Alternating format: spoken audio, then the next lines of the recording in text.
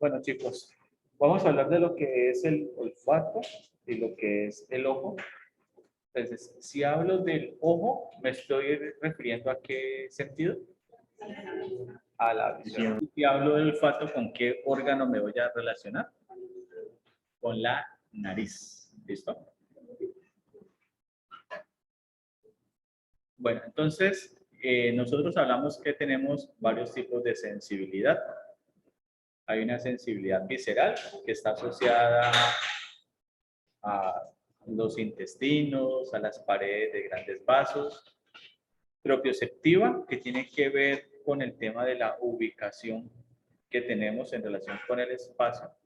Y una sensibilidad somática, que tiene que ver cómo podemos reconocer los órganos que tenemos dentro y la relación de esos con lo que pasa afuera. Entonces, esos son los tres tipos de sensibilidad que podemos tener.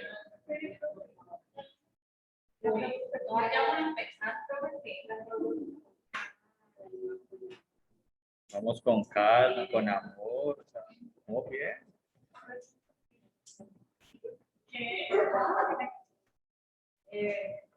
Dime. La somática es la que tiene que ver con la relación de los órganos internos en relación con lo que pasa afuera. La propioceptiva, está claro, es la capacidad que tengo yo de ubicarme en un sitio y ver cómo desde esa ubicación yo establezco una relación con el equilibrio. ¿Listo? Por ejemplo, se hacen ejercicios de propiocepción que tienen que ver con eso. Pero cuando hablo de la somática es que en todo el cuerpo tengo unos sensores que me van a poder identificar lo que está sucediendo dentro en relación con lo que está afuera y viceversa. Te voy a poner un ejemplo puntual. Te pica la espalda. Vos le decís a alguien, rascame la espalda. Pero le decís, mira, tal partecita, abajo, arriba. ¿Cómo explicas eso?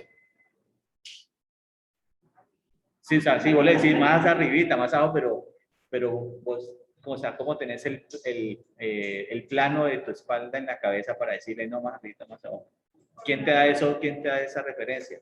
Pues esto. Eso es lo que te permite identificar qué es lo que pasa allá. La relación espacio-temporal. ¿Listo? Entonces, cuando hablo de sensibilidad somática, voy a hablar de sensibilidad general, que ya sabemos que tiene que ver con piel, y en la piel tenemos receptores de dolor. Por ejemplo, en la cara tenemos una inervación dada por el nervio trigémino. Y la sensación de dolor en la cara la recibe este nervio. Y la interpreta él. O sea, yo recibo el estímulo y luego interpreto. Aunque, si ustedes recuerdan la conversación que tuvimos con Einer hace unas semanas, él hablaba que el dolor es algo mental.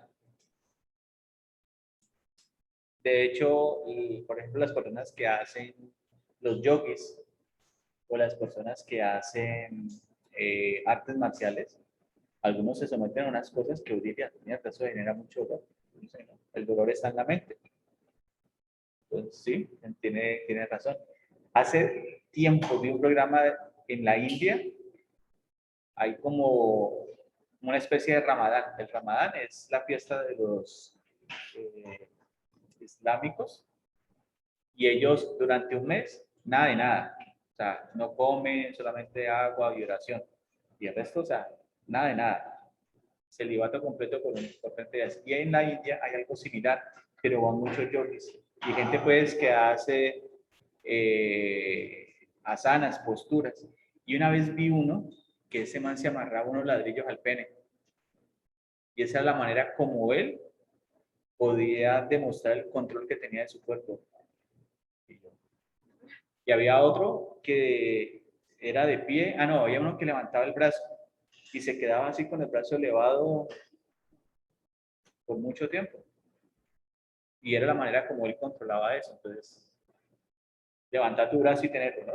Hasta cierto tiempo, ya después hay un supuesto dolor y uno lo baja. Les dicen que ellos pueden controlar eso. Y ya está demostrado científicamente que lo que decía Einer, y lo había visto también con otro profesor, es que generan estímulos en la corteza para disminuir el dolor. Pero entonces, la persona con la que hicieron el estudio le dolía era la espalda, pero le pusieron estímulos acá y el dolor desaparecía. Por eso usted conoce una forma de hacer ese o hacer algún estímulo para que uno no le duela algo.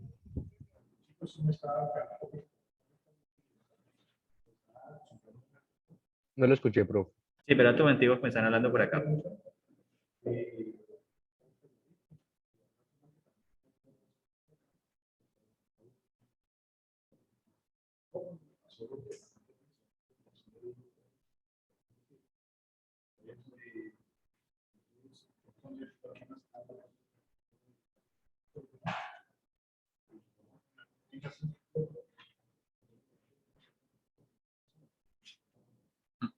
Sí, eso es lo que es.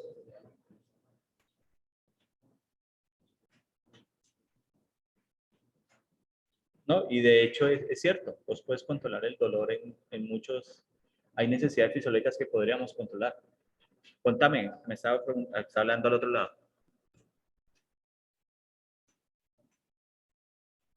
Y si usted conoce alguna forma de hacer ese estímulo para que no le duela alguna parte del cuerpo. Pues mira, lo que pasa es que eso es de relajarse, de respirar, de hacer un control mental. Por ejemplo, ahorita está muy de moda, no sé si han escuchado el mindfulness, que es la meditación contemplativa, la meditación activa. Es que llegar y hacer ejercicios de meditación, sentarse, tomar aire y buscar dejar la mente en claro, o sea, la mente en blanco. Y eso te permite controlar muchas cosas que tiene nuestro cuerpo. Pero básicamente es eso, es centrarse o no hacerle caso a lo que está pasando, no hacerle juego al dolor. Y eso. Dicen que el dolor es temporal y el sufrimiento es permanente. Y hay gente, y el sufrimiento es una elección. Tú eliges, sí, con los ganchos, sí, lo hacen y la gente, vos ves, te entierran algo y ellos suben y antes les genera placer. Es que el dolor es una forma de placer. 50 sombras de Grey, démoslo ahí. ¿Del libro? Profesor, y Espérate. Entonces, no es mi campo, pero bueno.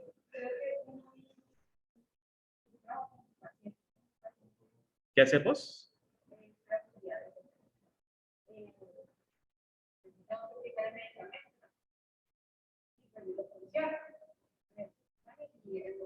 Ajá.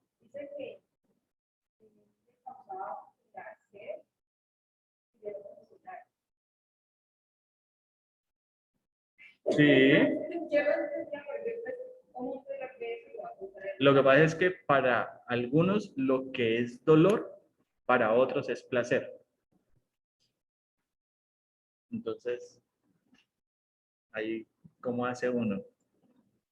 profe, ¿qué comentó la compañera? Es que no, No, es no que ella me dice escuchaba. que ella tiene un paciente, ella trabaja como auxiliar de enfermería y que al paciente le aplica inyecciones que pueden ser intradérmicas o intramusculares y endovenosas y que el señor sentía placer cuando lo funcionaba.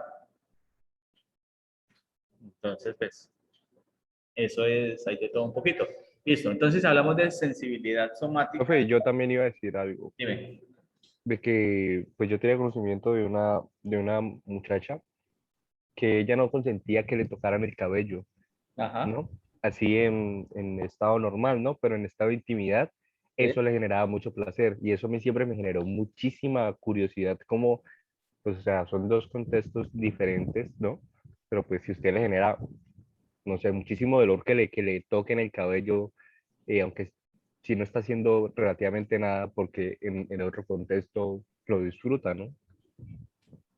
Sí, eso suele, o sea, las manifestaciones de dolor y de placeres son muchas. Los sadomasoquistas, ustedes hace poco, bueno, hace poco, no, hace como 2 años murió David Carradine. Él hacía Kung Fu, una película hace muchos años. Y el tipo murió, él se ahorcó. Por allá creo que está en un hotel en Tailandia. Pero hay una práctica que vos generas cierta asfixia y al tiempo que te está generando la asfixia, en el caso de los hombres, se masturban y que eso genera placer. El man como que le fue la mano y se ahorcó. Y lo encontraron. ¿Cómo?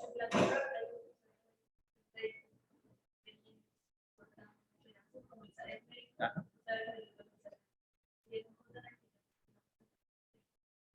Sí, o sea, y es eso, o sea, es un tema, bueno, cada uno verá cómo se rasca las pulgas, dicen por ahí. Listo, entonces cuando hablamos del ojo, el ojo se encuentra ubicado dentro de una estructura en la cara que se llama la órbita. Y la órbita va a estar conformada por los siguientes huesos. Este hueso de la parte superior se llama el hueso frontal. En la parte inferior tengo este hueso de color verde que es la maxila, o antes lo conocían como maxilar superior. Aquí tengo el hueso cigomático y esos son los de en la parte externa dan la forma de la órbita. De hecho, a eso le llamamos el ádito de la órbita, le decimos nosotros. Ádito. El ádito es como el marco y también se dice que la órbita es una pirámide de base invertida. ¿Qué significa eso? Que la base es anterior y que su apex es posterior, o sea, está al fondo.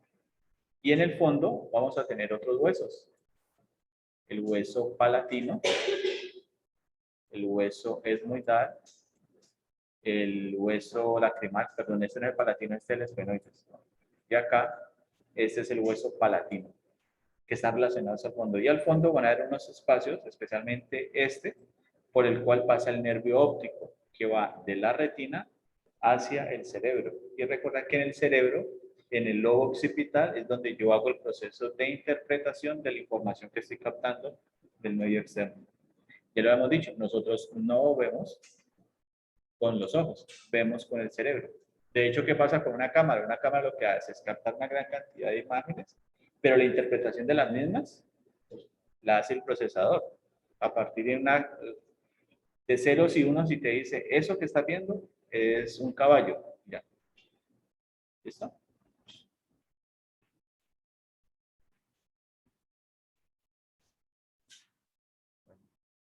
En la órbita, en su parte superior, van a haber unos orificios. Este pequeño aquí, vamos a tener una incisura y un foramen que si está sobre el borde superior de la órbita se llama supraorbitario. En la parte inferior tendríamos un borde que se llama el infraorbitario. Y si yo hago un corte, o sea, la órbita tiene un borde superior, que es el supraorbitario, y en el inferior está el infraorbitario. En este borde supraorbitario hay algo que se llama los supercilios. Y los supercilios son las cejas. Los supercilios. Cilios. Ajá, de las vellosidades que tenemos en la nariz. Entonces aquí son supercilios, porque están en el arco superciliar. Ustedes han escuchado que en el boxeo dicen, es que tiene un corte en el arco superciliar. O sea, tiene una herida aquí. Y en la parte inferior tengo el borde infraorbitario. Si hago un corte sagital de la órbita, entonces ella va a tener unas paredes. De hecho, dentro de la órbita, medialmente, hay un hueso que se llama el lacrimal, que es este, que está por acá. Tiene una fóvea por la cual las lágrimas que lubrican el ojo se hacen medial, descienden y por un espacio que se llama el meato inferior, las lágrimas pasan del ojo a la cavidad nasal y luego pueden llegar a la boca. Por eso sabemos que las lágrimas son saladas.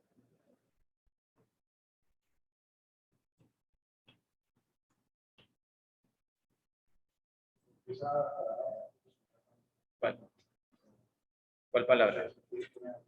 Meato es un orificio que te lleva a un conducto. O sea, es como, es una manguera. Ese huequito sería el meato y la manguera sería el conducto. Eso es, eso significa meato. Entonces, cuando hablamos del ojo, el ojo tiene un bulbo, el bulbo está dentro de la órbita, va a tener dos esferas, una anterior que es pequeña, donde están los lentes, y una posterior que es grande, que básicamente corresponde a la retina. Va a tener tres capas, una túnica fibrosa, donde está la esclera, que va a ser posterior, la córnea, que es anterior, está la túnica vasculosa, donde tenemos la coroidea, que es posterior, tenemos el cuerpo ciliar, que está en el medio, y el cuerpo ciliar es donde van a estar las estructuras que van a tener que ver con el iris y van a permitir que la pupila se dilate o se contraiga a partir de unos músculos que están allí, que son los ciliares, y tenemos la retina, que es la parte posterior, porque la ubicamos atrás en el globo ocular, y es la que permite la formación del nervio óptico, que es el segundo par craneal. Profe, Dime. usted no sé si ha escuchado, de pronto han leído algún artículo científico, hace poco descubrieron una persona que puede dilatar la pupila al gusto. O sea, ¿De manera si él, voluntaria? eso de manera voluntaria, es la primera persona que descubren pues con eso, ¿no?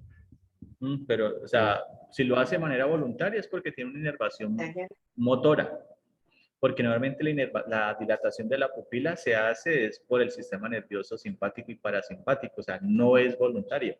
Debe ser alguna inervación, alguna vía, alguna aferencia, diferencia que genera ese tipo de inervación, pero chévere. Yo sí vi un programa, una persona que tenía, eh, era, yo no sé si era ciega de totazo o tenía los campos visuales muy reducidos, pero creo que era ciega. Y él, con sonidos que hacía en la lengua, en una especie de sonar, y él se podía desplazar. De hecho, él patinaba. Y él generaba sonidos en la lengua, y cuando iba a la calle, él sabía que había un carro, bueno, sabía que no había un carro, pero sabía que había un elemento allí, tenía que ubicarse hasta la. Era como una especie de sonar. Y también había visto que habían colocado unos sensores en la lengua, y esta persona pudo comenzar a entender, perdón, comenzó a ver, bueno, interpretar en el cerebro tonos de grises. O sea, comenzó a ver sombras. qué chévere, ¿no? Ustedes, los futuros bioingenieros, van a ver eso. Cada uno aquí le prenda la. Eso. ¿Quién dice que no se puede? En la vida no hay cosas imposibles y no gente impotente. Entiende, impotencia es porque no hace, ¿no? No va a pensar otra cosa. Entonces aquí tenemos, este es el globo ocular, entonces la túnica fibrosa. Hacia la parte anterior voy a tener la córnea. Aquí van a haber unos senos venosos. Recuerda que la palabra seno en anatomía tiene que ver con la formación de algo. Hacia la parte externa tengo la esclera, que es esta. Estructura de color amarillo es el nervio óptico, que se forma de esto, que sería la retina. Entonces la luz ingresa por este lado y va a ir al fondo. Se analiza, se procesa y se envía a través del nervio óptico.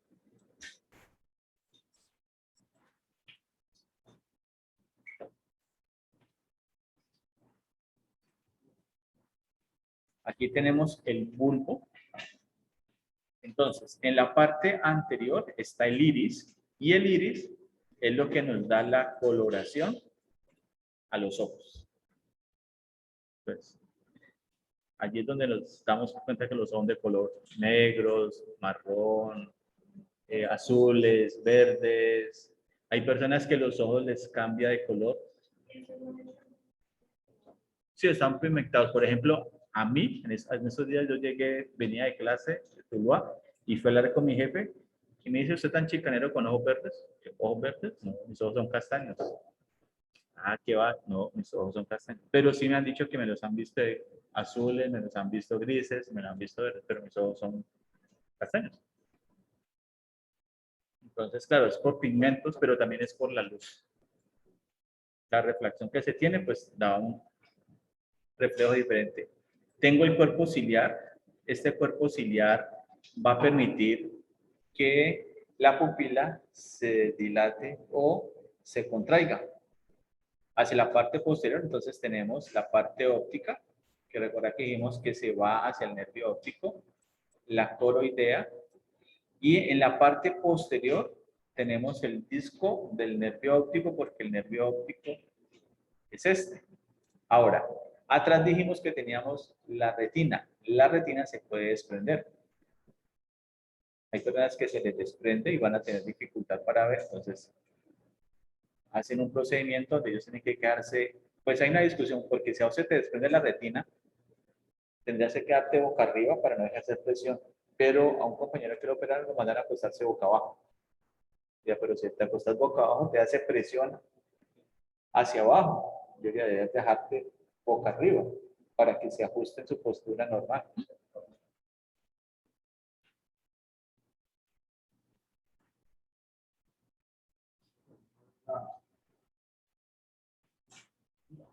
Ah, ya la vamos a ver. Entonces aquí tenemos, esto es el cuerpo ciliar, entonces aquí está el lente. Tenemos los procesos ciliares y estas estructuras son las que van a permitir la acomodación del lente, o sea, que se haga más cóncavo, que se haga más convexo o que se haga plano. O sea, ejerce movimiento sobre ella. Y esto es lo que reemplazan cuando hacen un proceso de cirugía, o sea, cambian un lente y montan otro. Porque recordad que la visión depende mucho de la refracción que se esté dando sobre él. Y de allí salen unas patologías. A las personas les cambian el lente, se los quitan y le montan otro para poder que su proceso siga normal.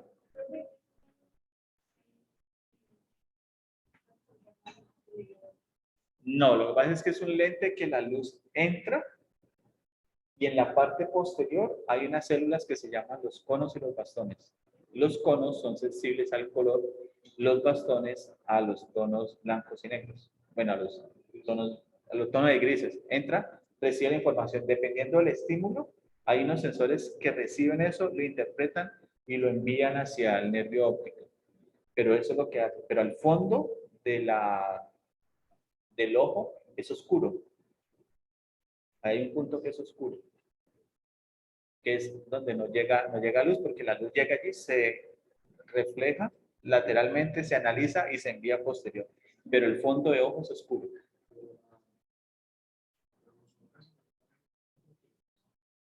Ujú.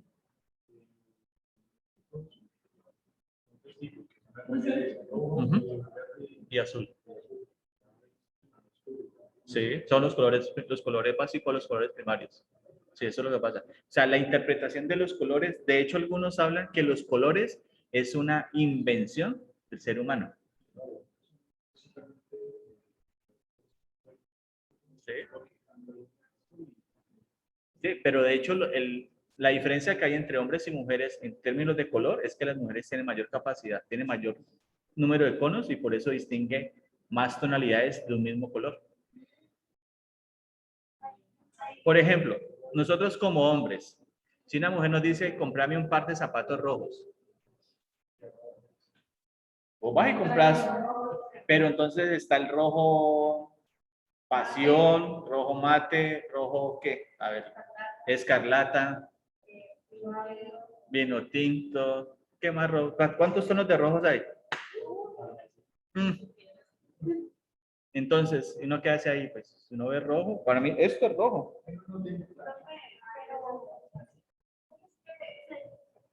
Por eso dicen que las mujeres cuando encuentran el príncipe azul, no les gusta porque no era el tono azul que esperaban.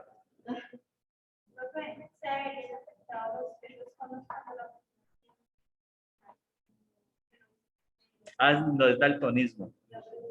Entonces, lo que pasa es que ella confunde, en los conos tenemos sensores para color rojo, verde y azul, que son los colores básicos. O sea, ya se... Espérate, no. No. Rojo, verde y azul. Sí, sí, pero a nivel del ojo. Entonces, una persona que tenga problema con el rojo y con el verde es que los confunde. Algunos. Y otros dicen que todo lo ve en escala de grises. Sí, se afecta a ellos, o sea, no distingue lo que es. Por ejemplo, una persona que sea daltónica no puede manejar carro. Porque si llega a un semáforo y el semáforo está en rojo y él cree que está en verde y hasta donde tengo entendido, o sea, no sé, pero creo que el es que confunde esos dos colores. Aunque otros me han dicho es que confunden, o sea, ven todo en escala de grises, no distinguen los colores. Profe, ellos tienen es dificultad para identificar colores. O sea, Sí, pues no sé, yo tengo un amigo daltónico, ¿no? Ajá. Y él se vino a dar cuenta que era daltónico a los 21 años, imagínese. Pero, o sea, tiene dificultad Y él para... no, pero él distingue colores. Nosotros lo escuchamos mucho como, ¿de qué color es esta camisa, no? Y en la Ah, oscuridad, no sé, él nos puede decir, es roja, él dice vino tinto. Y sale, no, es como rosada tirando a rojo. O sea, depende de la luz que reciba el objeto, pero sí, sí distinguen colores. No es como que no, ve gris o así, sino que a ver, los pues yo colores se lo que he distorsionan. escuchado es que las personas que son daltónicas tienen ese problema con el rojo y con el verde. Pero también he escuchado de otro. ¿Cómo? ¿Has escuchado con el azul? ¿Han visto esa imagen que muestran que uno lo ve de color gris, otro lo ve como de color dorado? Algo así, o sea, eso es un tema de interpretación. Por eso digo, los colores son... No, en los conos hay una alteración porque no puedes identificar los conos. Además, a nosotros nos han enseñado desde pequeñitos, nos han dicho que las hojas de los árboles son verdes. Y que, por eso, por siempre nos han dicho, el semáforo tiene tres colores, rojo, amarillo y verde. Pero ¿qué tal que los colores no sean esos? Lo que pasa es que nosotros ya nos han condicionado de que eso es así, que el sol es amarillo. ¿Sí? Nos han dicho esto es así, pero ¿realmente es eso? Averigua a ver si es eso o no. Averiguale porque no tengo ni idea. Listo, entonces aquí tenemos en la túnica vasculosa el iris. Y el iris, bueno, es lo que está al lado, lo que nos da, dime, es al fondo, es lo que te digo, el punto oscuro, al fondo. Pero realmente se puede ver que lo tengamos. Ay, no, pero no así. No, él está al fondo, o sea, él está al fondo. Cuando te hacen el examen con la lupita esta, te ponen una luz y al fondo es que se ve, pero eso se ve con el... Sí, pero hasta atrás, es un punto oscuro. Pero exteriormente no. No, eso que ves acá afuera es la pupila. Pues cuando comenzaron a hacer estudios, porque es que de hecho el ojo es una esfera, pero el eje no está recto, sino que el eje está oblicuo. De hecho, en la órbita es oblicua, la órbita no es completamente, o sea, dentro de lo redonda, pero no es que esté recta dentro de un tubo, no, es oblicua. Y eso genera una particularidad. Ah, esos son los campos visuales. Ya te voy, estamos para allá. Ah,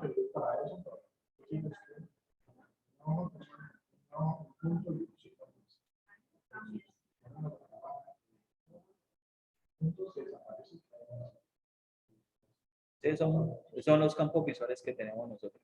Entonces, la pupila, ¿qué hace? Ella se dilata o se contrae dependiendo de la estimulación de la luz.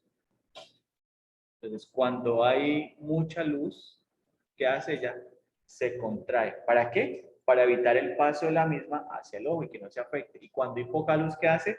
Se dilata para poder captar la mayor cantidad de luz posible. Claro, solo se dilata para ver qué sucede allá.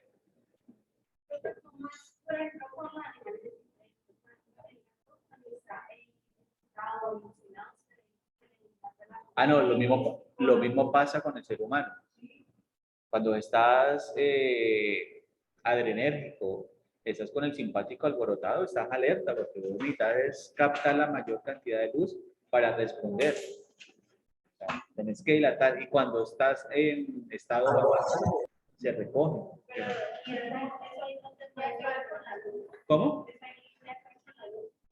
O sea, ya es con el estímulo, porque imagínate que con las emociones no está relacionado con el sistema nervioso autónomo. Pues recuerda que en el sistema nervioso autónomo tenemos simpático y parasimpático. Uno es el basal y otro es el que te da la sensación de alerta. Cuando está en una situación de alerta, ¿han visto, por ejemplo, en un accidente o la gente que ha consumido droga, o lo ves así con los ojos dilatados, así como cara de loco? Cuando pasa una situación, la gente se desborda y está así, o sea, su cara de una expresión tal y sus ojos dilatados, porque hay una estimulación del simpático. Pero ya es por una estimulación. ¿Qué sucede, por ejemplo, si se baja la luz? Tenemos que dilatar, o sea, la pupila se dilata para poder captar. Si aquí nos cerraran esto y quedara oscuro, nosotros para poder identificar tenemos que dilatar. Pero ya es una condición de luminosidad, no es que estemos generando una situación de estrés para eso. Obviamente, para que se dilate, tiene que tener el simpático que se active, porque si no, no se dilata. O sea, que cuando la pupila mantiene, Pequeñita, claro, ya se cierra. y por eso cuando muchas veces uno le da. Lo que pasa es que, a ver, cuando estamos dormidos, los ojos se mueven. Y eso es un movimiento que hace por todos los recuerdos que tiene, entonces los ojos se mueven. Pero ahí no estás viendo.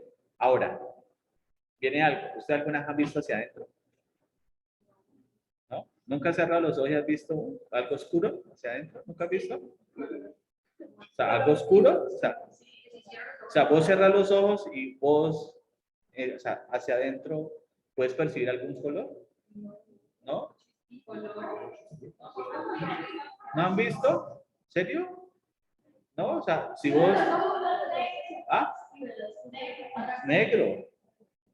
O sea, si yo, por ejemplo, si yo cierro los ojos, yo siento, o sea, yo veo un color oscuro.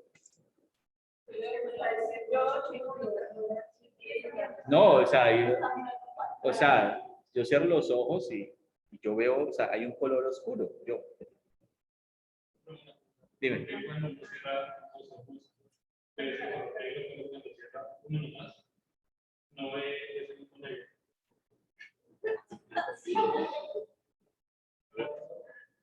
No, que si no cierra. O sea, yo cierro los ojos y veo usted como oscuridad. Ajá. Pero cuando cierro uno nomás y intento entender que estoy viendo con este, no lo estoy viendo. Ah, bueno, lo que pasa es que hay, no sé la respuesta, pero podría pensar, es que el ojo, el nervio óptico tiene una retina, una parte de la retina que es nasal y una que es lateral. Entonces, ellos al fondo se cruzan. Entonces, cuando se cruzan, si vos tenés un ojo abierto, la información de este ojo va a ir al lado contrario de una parte y la otra continúa por ese lado. Y lo mismo pasa por el otro. Entonces, cuando se cruza la información, por eso es que no se puede ver de la misma manera. Pues diría yo, no sé si eso sea la respuesta adecuada. Listo, entonces en la túnica musculosa tenemos el cuerpo ciliar con los músculos ciliares. Estos músculos que van a permitir actuar sobre la pupila a través de un esfínter y van a permitir que se dilaten y se contraigan. A la dilatación le llamamos midriasis, o sea, una pupila dilatada. Y cuando se contrae le llamamos miosis, midriasis. Y cuando se contrae, miosis. Y cuando las dos no están en la misma condición, una dilatada y la otra contraída, se llama anisocoria. Anisocoria. Una pupila contraída, ¿cómo? Miosis cuando está contraída. Midriasis cuando está dilatada. Y anisocoria cuando son diferentes.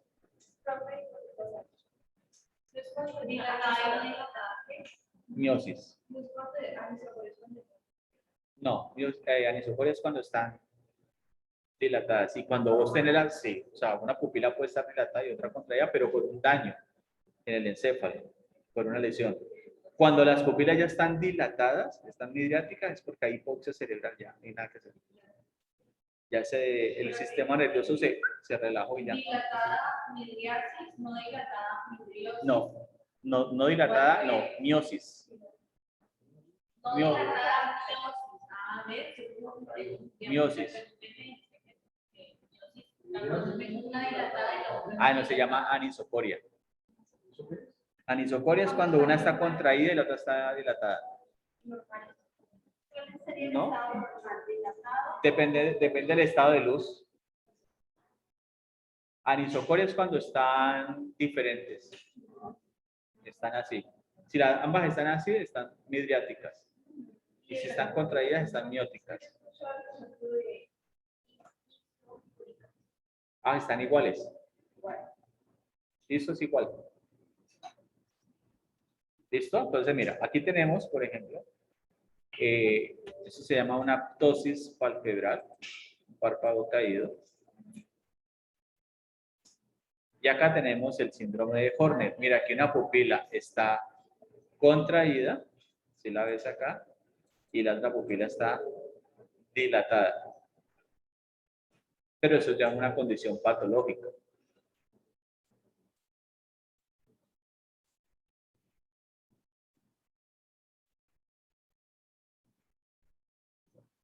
Entonces, en la retina van a haber unas capas que van a permitir el filtrado de la luz. De la luz entra y va pasando por estas capas para luego ser interpretadas al fondo. Entonces, hay unas células, una capa de células ganglionares. Recuerda que los ganglios son cúmulo de cuerpos de neuronas que están allí. Luego van a ir a una capa de células bipolares que van a tener una proyección en los extremos y su cuerpo va a estar en la mitad. O sea, recibe la información y la transfiere. Y luego tenemos la capa de los fotorreceptores, que son los que van a permitir reconocer a través de los conos y los bastones la luz que está llegando. Entonces, con los conos ya sabemos que identificamos los colores y con los bastones identificamos los tonos de grises. Y se va hacia la parte posterior para poder luego ser transportada a través del nervio óptico. Entonces, mira, acá entra la luz, la parte posterior es la retina y aquí están los conos para color rojo, azul y verde.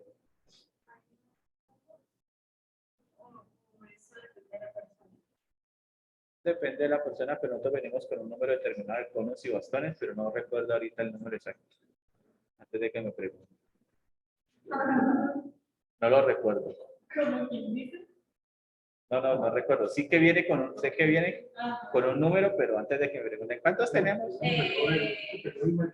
Con los conos identificamos coloridos. Espérate, ¿cuántos conos hay? Vos que- No, tenemos que yo voy a decir una cantidad de conos, pero sí que los conos pueden determinar hasta qué tipo de colores. Y los bastones, De grises. cantidades así. No, sé que hay un número, pero no recuerdo. ¿Cómo? ¿Sabes qué? Sí, o sea, son intensidad del mismo tono. Mira el fondo, está la mácula, eso es el fondo de ojo. Allá. Con los bastones blancos y negros, o sea, grises. Y con los conos, colores. ¿Cuáles son los colores? El rojo, el azul y el verde. Porque está el rojo es rodopsina, el verde es fluoropsina, algo así, y el azul sí no recuerdo. ¿Sí lo pillaste? ¿No? O sea, hay unas enzimas, hay unas sustancias que permiten eso. Rodopsina para rojo, cloropsina para verde y el azul sí no recuerdo. Entonces, acá tenemos el nervio óptico. Mira, ese es el fondo de ojo. Mire que el ojo está muy vascularizado. Y al fondo, ese es el punto negro. Allá no llega la luz. Al fondo. El punto ciego. Entonces, la retina se puede desprender, o sea, el tejido que está cubriéndose la parte posterior se desprende y pues obviamente va a tener una dificultad para poder ver. Entonces, ¿cómo es el medio de refracción del ojo? Dime.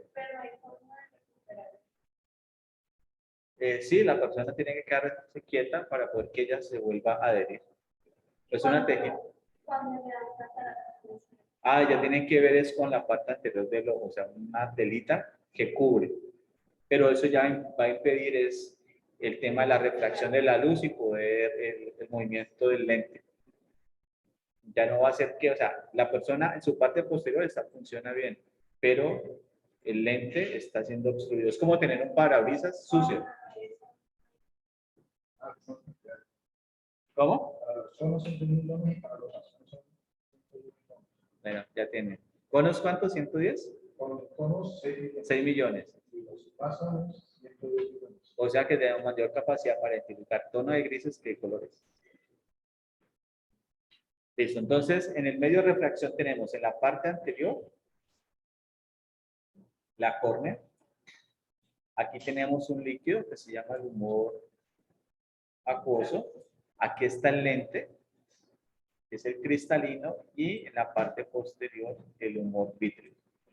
El ojo, por ejemplo, nosotros en anatomía, cuando una persona fallece, el ojo como el líquido se seca muy rápido. O sea, no conozco una forma de tenerlo allí, pues tiene que ser fresquito. O sea, falleció, poderlo sacar y hacer algo, inyectarle algo para que se quede de esa manera, porque si no se deshidrata.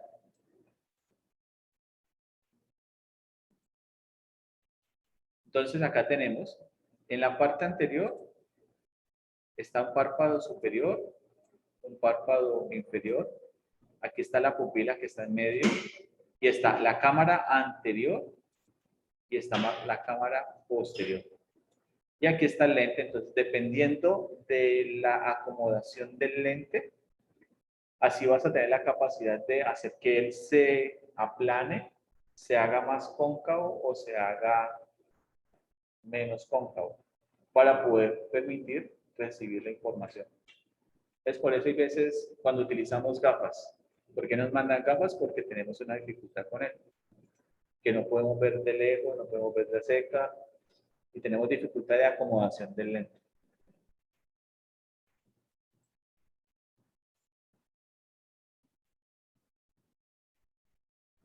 Entonces aquí están los músculos que van a permitir que haya el proceso de acomodación que va a estar asociado a la luz que está entrando para poder captar de mejor manera la información.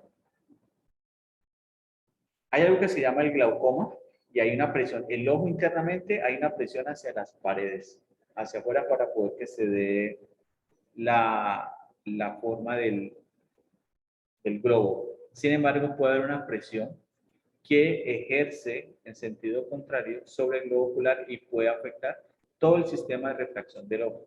Y a eso le llaman el glaucoma, porque se aumenta la presión. De hecho, algunas personas dicen que los hipertensos pueden llegar a hacer tanto el daño que pueden reventar los vasos sanguíneos. Entonces aquí tenemos la catarata, si la ves, mira, es un tejido que está cubriendo el lente y la persona no va a poder ver bien.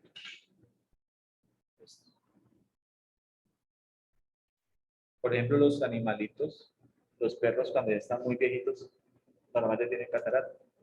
Y ellos llegan y pierden ya la visión porque ya no pasa luz. No quiere decir que el nervio esté malo, sino que no está entrando la luz y nosotros podemos ver por la luz. ¿Ellos verían en negro o en No, los perros distinguen este tono de grises. no, las personas verían cataratas en negro? No veríamos nada cuando ya está completamente, ya no ves nada. Sería especial. Sí, no vería nada. Aquí tenemos la córnea, mira que la luz entra, ella se voltea, porque nosotros realmente las imágenes las vemos es al revés. Y luego el cerebro lo que hace es convertirlas. Entonces, aquí muestran el ejemplo. Estoy interpretando estas letras que hay aquí y mira que al fondo del ojo lo veo al revés.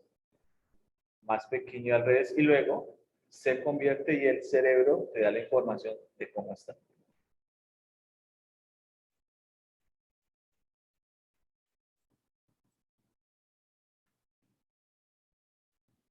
Cuando somos miopes, entonces, ¿qué pasa?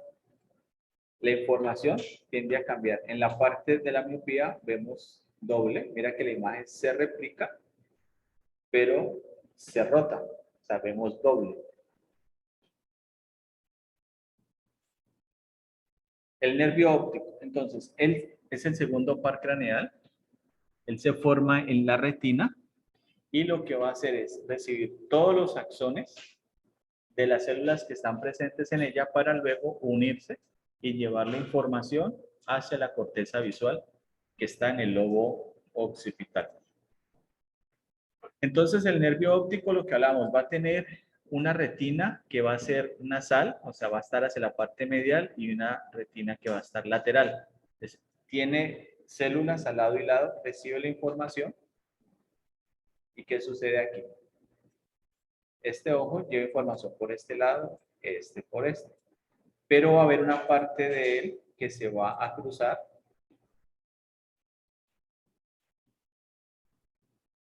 Entonces, viene aquí, se cruza,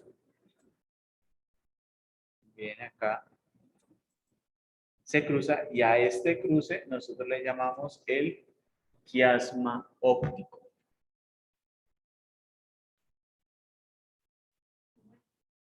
Quiasma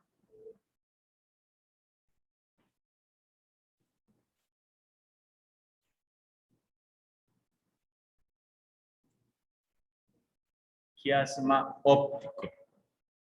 Ahí está. Entonces, se divide. Luego, ¿qué pasa? Él sigue, va a hacer relevo a través de unos colículos que se llama hacia la parte posterior del mesencéfalo, los colículos superiores, y en la parte de los pedúnculos cerebrales vamos a tener los cuerpos geniculados mediales y laterales. Con los laterales hace relevo, y luego a través de la radiación óptica se hace posterior y llega a la corteza visual, en la cual vamos a hacer todo el proceso de interpretación. De hecho, se dice que en la corteza visual yo puedo determinar el nivel de profundidad de las cosas que yo estoy viendo. Es atrás. Por eso las personas cuando se golpean la cabeza, uno de los síntomas es tener visión borrosa o ceguera parcial o temporal por el impacto que se tiene.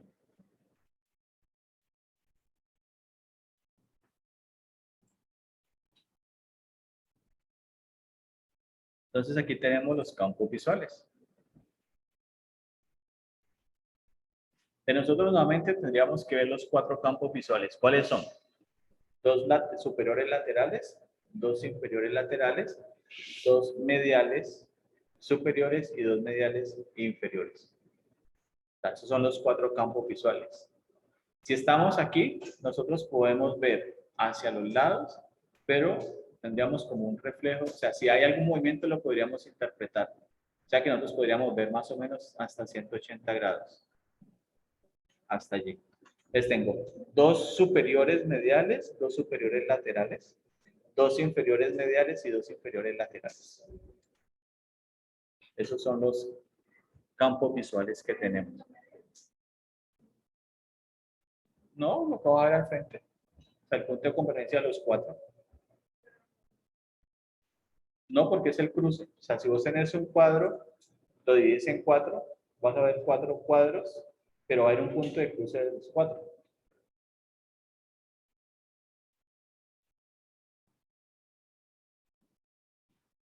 Entonces, el ojo tiene unos órganos accesorios. Entonces tenemos el arco superciliar, donde están los supercilios.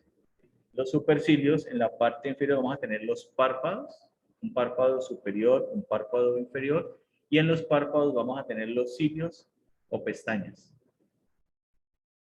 En la parte superior y lateral dentro del globo ocular tengo la glándula lacrimal, que ella es la responsable de secretar las lágrimas para hidratar el ojo, y las lágrimas se hacen mediales y a través de la fóvea lacrimal, pues esta van a descender hasta la cavidad nasal.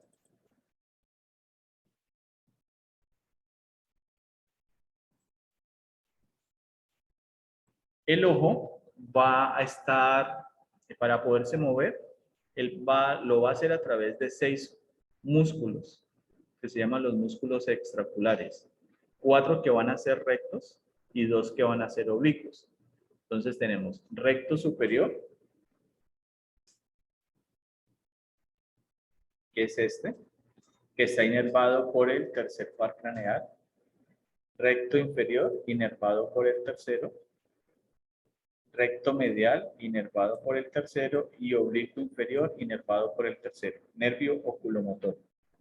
Tenemos el recto lateral, inervado por el sexto par craneal, y tenemos el músculo oblicuo superior, que es este, o este, que está inervado por el cuarto par craneal. Entonces, deja tu cabeza en un punto fijo y lleva tu mirada hacia arriba. Ese movimiento de rotación superior lo hace el recto superior. Lleva tu mirada hacia abajo, sin mover la cabeza. Eso lo hace recto inferior. Lleva tu ojo derecho a mirar hacia el lado derecho.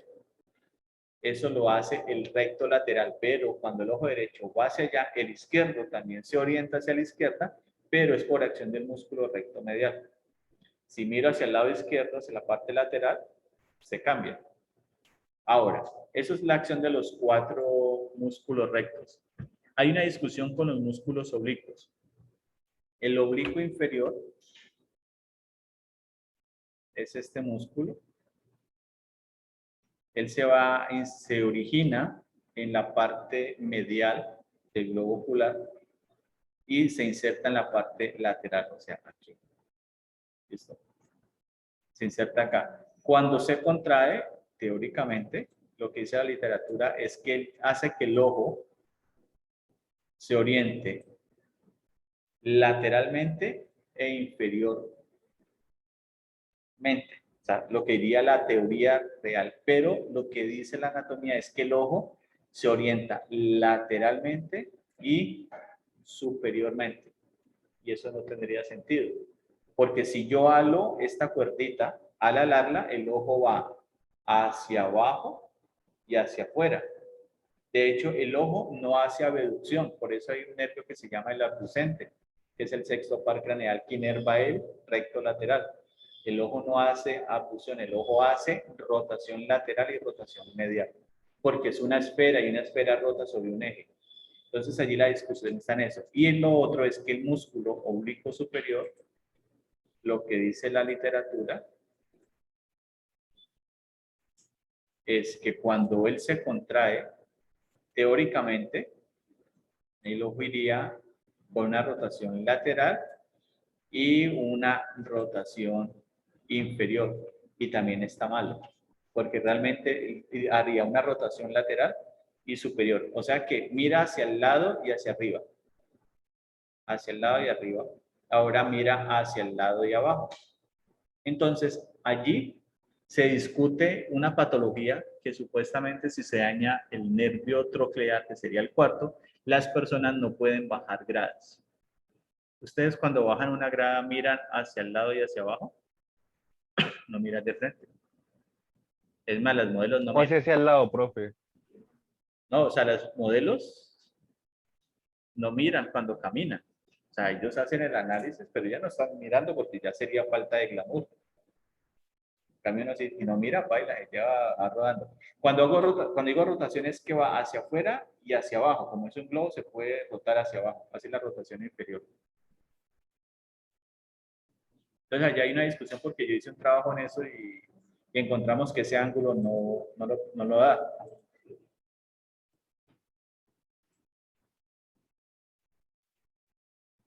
Listo, bueno, estas son las estructuras que ya nombramos, que están allí presentes como accesorios del ojo. No son tan relevantes para lo que nos interesa ahora. Dentro del ojo pues está el párpado. El párpado lo que permite es que con movimientos suaves, al generar ese movimiento, el ojo va a permitir la lubricación por acción de las glándulas lacrimales. Sin embargo, en él se puede presentar una conjuntivitis, que es una irritación de la conjuntiva, o sea, la parte blanca, lo que cuando le dicen la mirada china, entonces que se pega si vos miras a alguien, como tan raro. Y está el terigio, que es un tejido que se forma, que es similar como a la catarata, pero es un tejido que comienza a ir ocupando el espacio y no te permite tener un buen campo visual. Sí, pero que es verdad que mirando la partecita de aquí abajo, si ¿Estás deshidratada? Pues yo lo que he escuchado es que si está muy blanca es porque está deshidratada.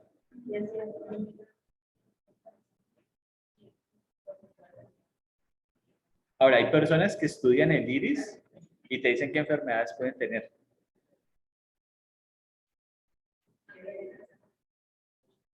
¿Ah?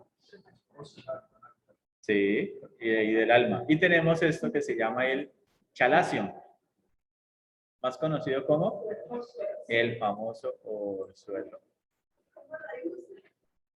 Chalacio. Ah, por eso, no es que se dice así, o sea, técnicamente, chalacio. Entonces, para curar el orzuelo, ¿qué técnicas? A ver, trucos. Eso es que tocarse el orzuelo si está en el lado derecho, o sea, aquí al revés, no, si está al izquierdo con la mano contraria. Ponerse un Profesor, pedacito. ponerse el huevo recién, ¿cómo es? El huevo recién empollado, ¿cómo se dice? ¿Yuco? El huevo. No, ¿Nunca profe, ahí leyeron? toca mocharse ese ojo.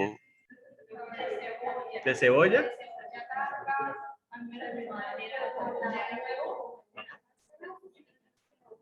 Profe, era el huevo recién empollado también. Ah, qué huevo recién empollado. O sea, Ahí me parecía que eso le iba a dar más infección a uno. bueno, hay infinidad de cosas. El filo del cuchillo serenado.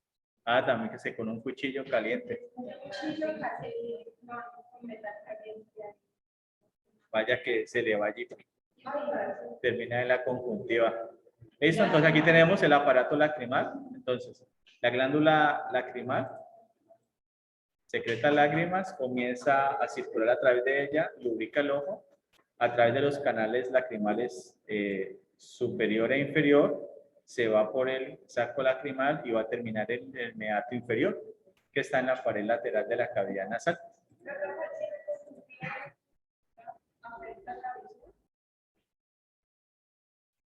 No, porque no te afecta el aparato refractor, que son los lentes, pero sí, con el paso del tiempo te va a alterar todo el funcionamiento del mismo.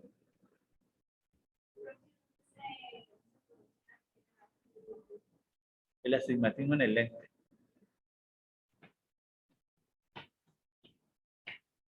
Por eso los que tenemos astigmatismo utilizamos gafas.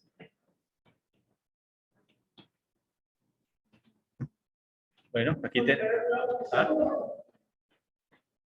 Y no siempre es el mismo, ¿no? O sea, el astigmatismo no es igual en ambos ojos. A veces es mayor en uno que en otro. Bueno, esto es lo del aparato lacrimal, lo mismo. ¿Dónde se forman se estimula la secreta las lágrimas, perdón? En la glándula lacrimal, parte superior y lateral del globo ocular, dentro de la órbita. Por acción del parasimpático, se estimula para que el ojo esté lubricado y ya luego se va por los conductos. Hay personas que no secretan lágrimas, entonces tienen que utilizar lágrimas artificiales para poder mantener el ojo lubricado. Listo, entonces vamos al olfato, ya con eso terminamos. Entonces cuando hablamos del olfato, hablamos de qué órgano, de la nariz. De la nariz va a tener dos porciones. Primero, ella está en la parte externa de la cara. Hay una cavidad que se llama la cavidad nasal. Va a tener dos paredes, una pared medial y una pared lateral. Dentro de ella van a haber dos porciones. Una porción superior que corresponde a la olfatoria y una inferior que corresponde a la respiratoria. En la olfatoria va a haber una relación directa con el primer par craneal, que es el nervio olfatorio, que es un nervio que tiene un origen real, que está sobre la lámina cribosa del hueso etmoides. Este bulbo tiene unas células bipolares que atraviesan la lámina cribosa a través de por medio de unos filetes olfatorios, hago sinapsis con las moléculas de olor, se procesan en el bulbo olfatorio, luego se proyectan a través del tracto olfatorio y terminan en la corteza olfatoria del lobo temporal. Y allí hago un proceso, los interpreta el cerebro. Él los interpreta. Entonces, allá viene Y para los que les da COVID y pierden el olfato. Ajá, eso se llama anosmia. ¿Y en qué parte es? No, vos, aquí se da en la parte del bulbo olfatorio, aquí está la mucosa olfatoria, allí se hace sinapsis. Pero el COVID lo que hace es que inhibe esa sinapsis y vos no percibís el olor como tal. O sea, no lo puedes interpretar. Todo o sea, no te huele a nada, y si no te huele a nada, no te sabe a nada. Cuando nos da Entiendo, gripa, entiendo. todo sabe insípido, todo se inhibe. Ajá. ¿Listo? Profe, pues no sabes, yo no sé si usted supo que yo tengo o tuve, No, o sea, ¿no? como no está el estímulo, o sea, el estímulo está, pero él no va a poder captar la señal adecuada para poder decir es este olor o es este otro, porque los Ujú. olores están asociados a la memoria. Es Profe, como mire que que los lo puede que yo sentía relacionar. era todo salado, salado, ¿Cómo? todo así, así. Lo que yo sentía era todo salado. Todo salado, entonces hubo una Sí, hiperestimulación de una parte, por ejemplo. Él me dice sí, que cuando todo le me dio sabía COVID, salado. él todo lo sentía salado. Hasta para los quiz estaba salado este man. No, pues menos mal gané el último porque no hubiera perdido corte. ¿Listo? Entonces, ¿qué pasa con el olfato? Entra las moléculas de olor. En la mucosa nasal están las células bipolares, hacen sinapsis, luego la información va a través del bulbo olfatorio y llega a la corteza olfatoria que está en el lobo temporal. Se interpreta, se analiza y dependiendo de diferentes circunstancias, pues le vamos a dar el significado. Por eso las personas cuando alguien le llama la atención, dice que es por el olor. Es que el gusto y el olor están relacionados. Cuando dices que te gusta es porque te huele bueno.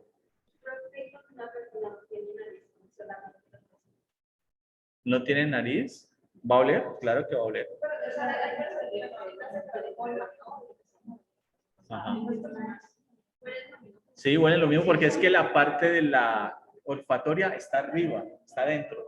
Por eso las personas cuando tienen accidentes de tránsito y se chocan y tienen golpe en la cara, pueden dañar el nervio olfatorio porque él está por acá metido. Pero si te quitas la parte externa, pues te va a entrar más aire. Pero ¿qué sucede? En las fosas nasales están las vellosidades, los pelitos. De los pelitos lo que hacen es calentar el aire, recoger el polvo, el mugre que esté y humedece el mismo para que entre el aire de manera adecuada.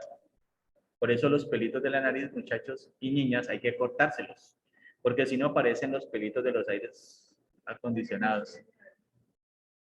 Eso se debe de, fíjense así, de Alan y eso es como bastante incómodo, ¿no? Sí. Entonces aquí tenemos, mira el bulbo, este es el bulbo olfatorio, el origen real del primer par craneal. Esta es la lámina cribosa del hueso esmoides. Estos son los filetes olfatorios, donde están las células bipolares. De la información se recibe y se va hacia la parte posterior.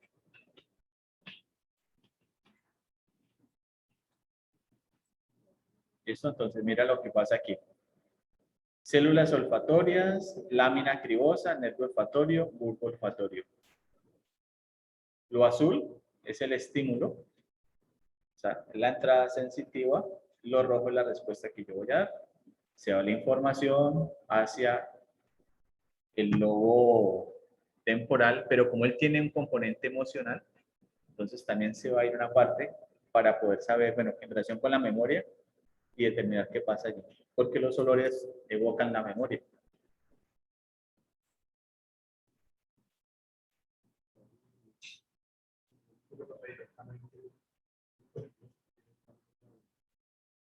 Al encéfalo. Sí, porque él no hace relevo en ninguna otra parte. Sí, hacen relevo en el tálamo, en los cuerpos geniculados y ya, este no, se va derechito. ¿Listo? Bueno. Ya. Namaste.